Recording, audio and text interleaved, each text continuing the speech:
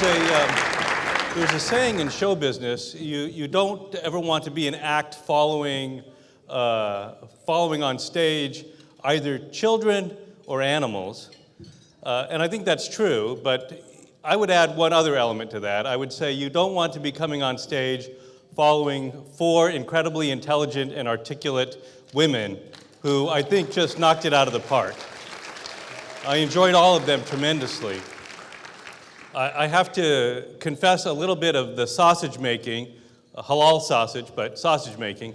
When we were going through the programming for tonight and going through, well, we're going to do this, we're going to do that, my reaction to Salam was, that's too much. You're going to lose the audience. You're just putting too much in there. But I have to say, listening to those 4 speakers, Salam, you were right. I was wrong. You'll never hear those words from me again. All right.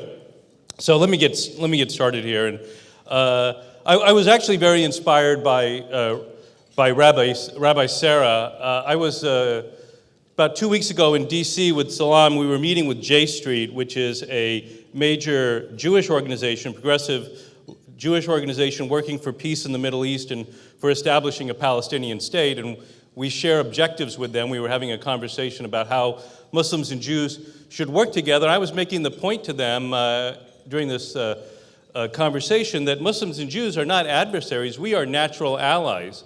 And we are natural allies not just because we face a common enemy in Santa Claus, but because Islamophobia and anti-Semitism are 2 sides of the same coin. And you saw that with this recent so-called caravan of immigrants that are coming up from Central America about to invade the United States. If you paid attention to the rhetoric that was being said around that caravan, you heard 2 things. You heard claims that there were Middle Easterners, which is just code for Muslims, in the caravan at the front, and behind the caravan, funding the caravan, making the caravan possible, was Jewish money, George Soros. So you could see that the white nationalists, the racists who were going after this caravan thing, they also, at the same time, were expressing Islamophobia and anti-Semitism simultaneously. So it only makes sense for our communities to stand together and not to divide ourselves.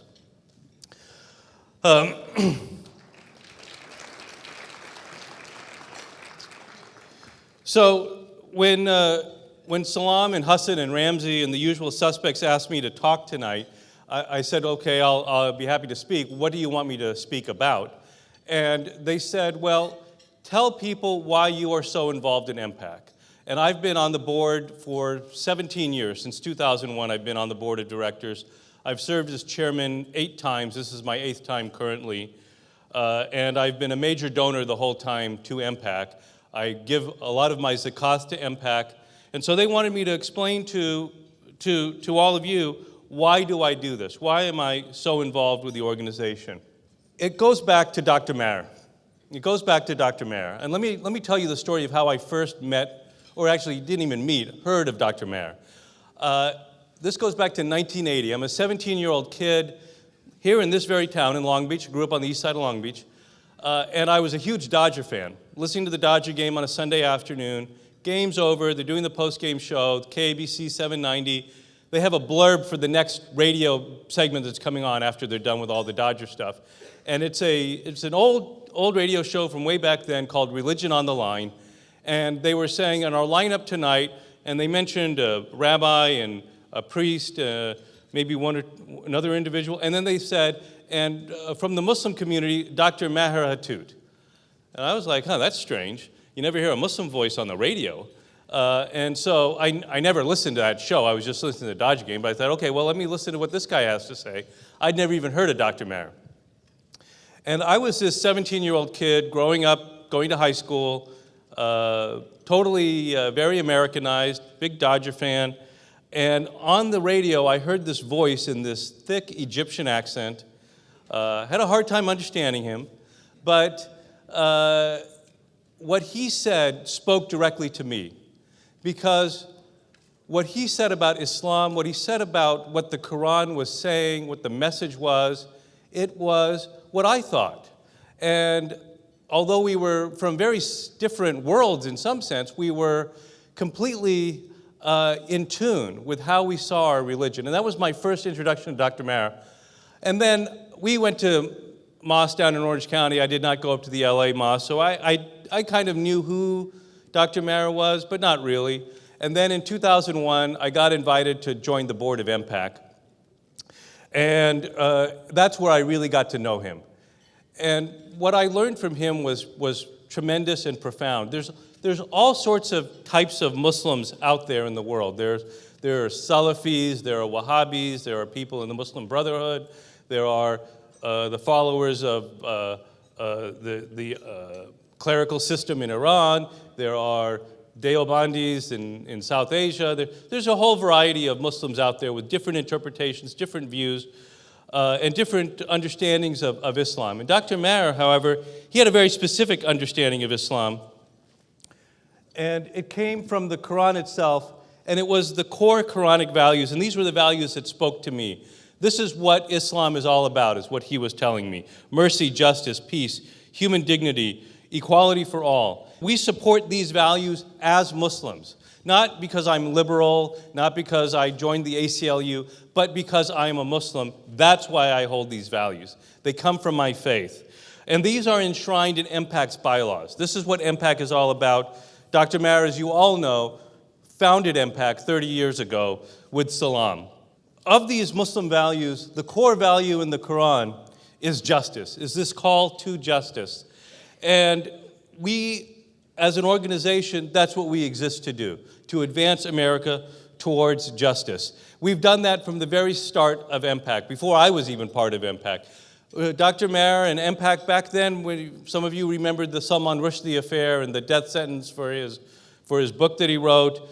And at that time, there was a lot of anger in the Muslim community, a lot of hurt, a lot of very hard feelings toward him. And Dr. Mara was one of the few voices that stood up and said, well, we may not like what he says, but he has the right to free speech.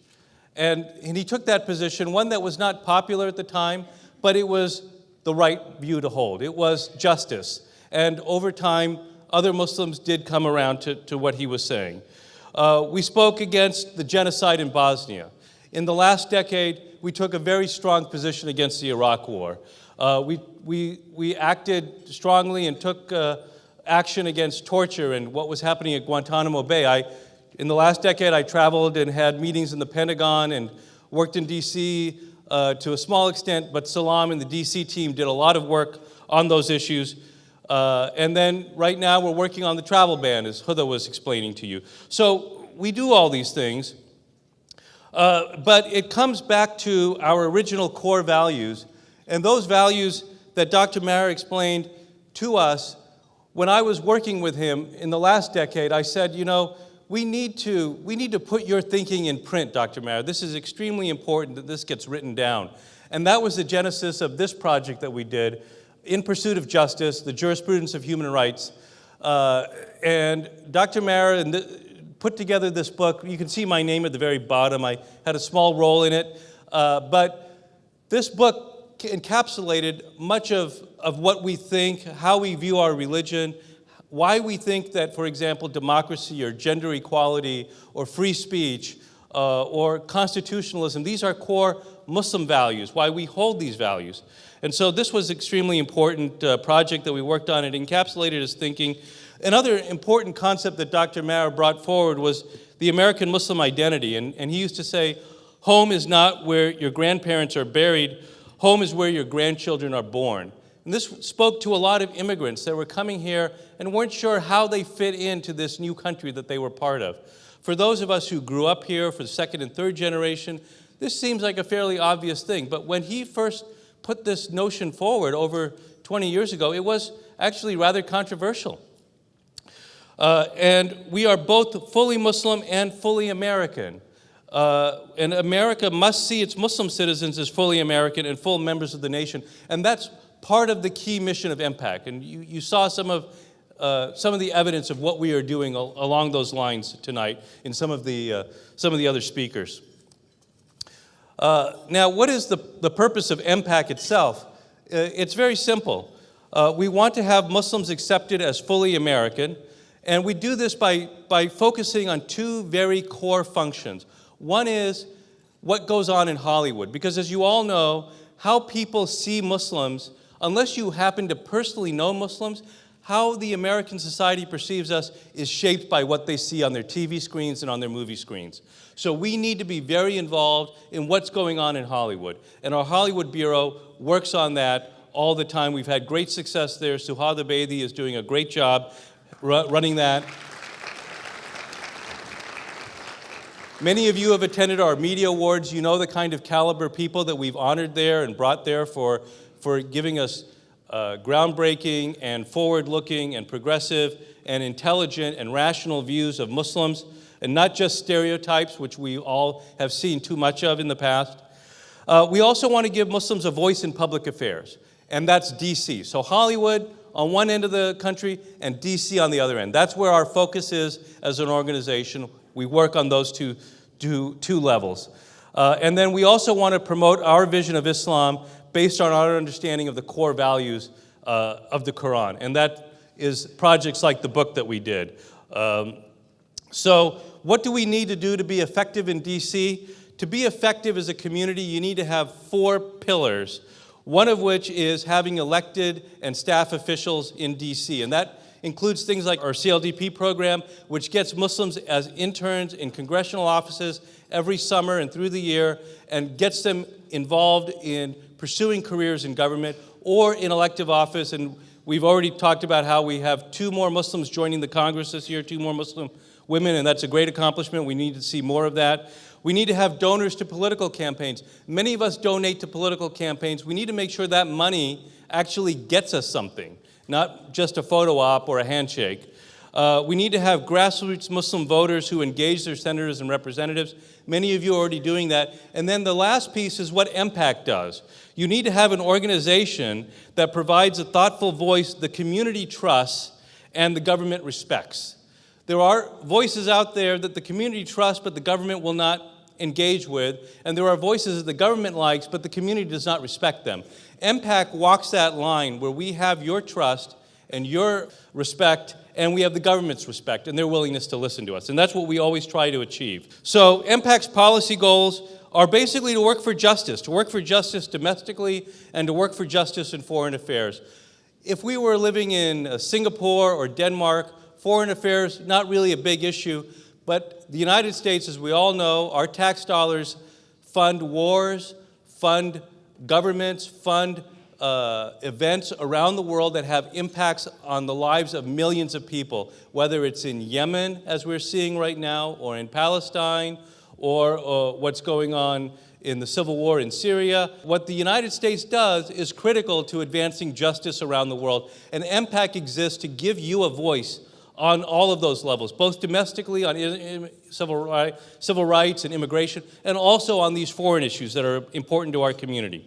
We also promote our Quranic values, and on your tables, there is a copy of the last major project that Dr. Mara did with the organization, and that was the Declaration Against Extremism. We put that together around 2014.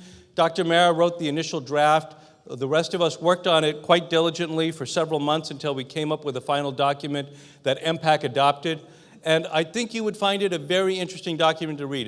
It's profoundly thoughtful. It is extremely forward-looking. I think it encapsulates a lot of what Dr. Mara stood for. And so I would encourage you to look at that and read that. It touches my heart and reminds me of him when I read that document. To conclude, this is our status. We've had steady growth for 30 years. In 2001, when I joined, our budget was $500,000. Our budget this year, coming up in 2019, is $2.4 million. We have 12 full-time staff. We have the Hollywood Bureau. We have a D.C. office with 3 full-time staff. You've heard from Huda earlier today. She's been doing the emceeing. We're doing a lot on a shoestring. To really be effective, we need to have twice this. But we've set the goal tonight from this audience. We would like to raise $250,000. I know we can do it.